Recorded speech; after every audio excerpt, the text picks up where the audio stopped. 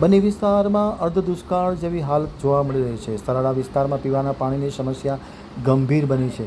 આ પરિસ્થિતિમાં તાત્કાલિક અસરથી ઘાસના ગોડાઉનમાંથી માલધારીને ઘાસનો પુરવઠો આપવામાં આવે તેવી પણ માંગ કરવામાં આવી છે।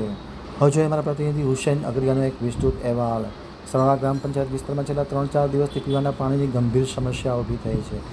બની વિસ્તારમાં ઘાસના ગોડાઉનો ભરેલા હોવા છતાં માલધારીઓને આજે ઘાસ નહીં મળતું હોવાના કારણે પરિસ્થિતિ ખૂબ ગંભીર બની છે। સરાડા ગ્રામ પંચાયત વિસ્તારમાં છેલ્લા 3-4 દિવસથી પીવાના પાણીની સમસ્યા પારાવાર ઊભી થઈ છે। ખાસ કરીને પાણી નહીં મળતું હોવાના કારણે મહિલાઓ, રહેવાસીઓ, બાળકો, વૃદ્ધો ભારે હાલાકીનો સામનો કરી રહ્યા છે। પીવાનું પાણી મેળવવા માટે લોકોને દૂર દૂર સુધી ભટકવું પડે છે।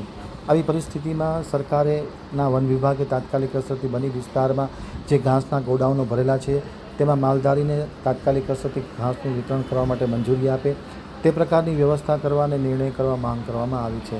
સરાડા ગ્રામ પંચાયત વિસ્તારમાં તાત્કાલિક પાણીનો પુરવઠો પણ નિયમિત કરવામાં આવે તેવી માંગ કરવામાં આવી છે। અવારનવાર રજૂઆત કરવા છતાં કોઈ પણ પ્રકારનો ઉકેલ નહીં આવતા આખરે માલધારી પરિવારો પરેશાન થઈ ગયા છે। સમગ્ર બાબત ચિંતાનો વિષય બન્યો છે। नमस्कार भाई, हमारा ढोर भरे गया। कोई भी मीडिया कॉल वालों आवानो હોય તો આવી જોઈ લો। ઢોર ભરી ગયા, ફોરેસ્ટ ખાતાવાળાના ગોદામ ભર્યા પડ્યા છે। અમારે કોઈ કિલો ઘાસનું નથી આપતું, પાણી નથી ઘાસ।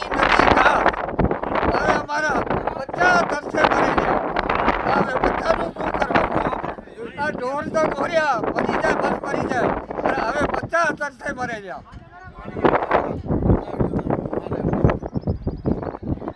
ગુરિયાવાળી ગુદામ ભર્યો પડ્યો છે, હોડકાનું ગુદામ ભરેલો છે, બધા ગુદામ ખાલી નથી, પણ કિલો ઘાસ નથી આપતા, નથી પાણી આવતો। ભાજપ સરકાર તો આટલો સારો કર્યો છે, પાણી તો મોકલે છે, હવે પાણી એ નથી પીવાનું। ચોખ્ખો પ્યોર 3 ગામ બાકી બી છે, પણ ભાજપ વાળા પાણી એ પૂરું નથી આપતા।